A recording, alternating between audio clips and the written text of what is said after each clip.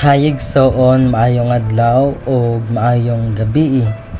Another day and great opportunity again to share the word of the Lord sa imuha karon. It because my purpose is to encourage and to remind you always kung unsa jud ka maayo ang Ginoo sa atong kinabuhi. And ang akong share sa imuha karon nga pulong sa Ginoo, I know this verse no na atay mga learnings nga makuha it because the word of God kanunay jud siya nagahatag sa atoa og kanang encouragement and also learnings no sa matag adlaw. Anang pulong sa Ginoo nga makita sa Matthew chapter 14 verse 26, ana siya sa pagkakita sa mga tinun-an kaniya nga naglakaw sa tubig nangahadlok kaayo sila og naninggit multo. Kini nga verse or passages nagahisgot kung paano nagalakaw si Jesus sa tubig.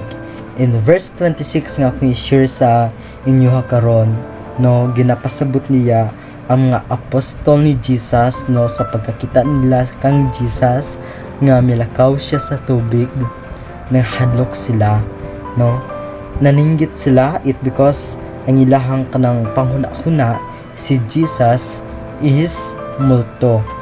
Diri nato ma-testify no kung unsa jud ang dakong gahom ni Jesus, no, kung unsa jud ang kanang mabuhat ni Jesus.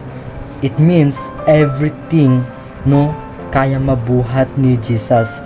He is able to do no beyond sa ato ang mga expectation. Kini nga word or kini nga verse nga makita sa 26, ginadefine niya nga ang mga apostoles nangahadlok kang Jesus. It because no ang ilang pagtuo kang Jesus no is maulang ni, pero wala sila kabalo no kung unsa ang kaya mabuhat ni Jesus. Kini nga verse ginatudluan taniya no nga ang atong Ginoo mao si Hesukristo is kaya niya mabuhat tanan. It because naana sa iya tanan. And kini nga verse ginatudluan taniya kung paano ta magsalig sa iya wholeheartedly, wala nagadepende sa atong sabot sa iya, no. We trust him wholeheartedly, no. Dili pwede nga magatrust ta sa iya nga tunga-tunga lang sa atong kasing-kasing. We trust him tibuok jud nga kasing-kasing, itugyan jud nato sa iya.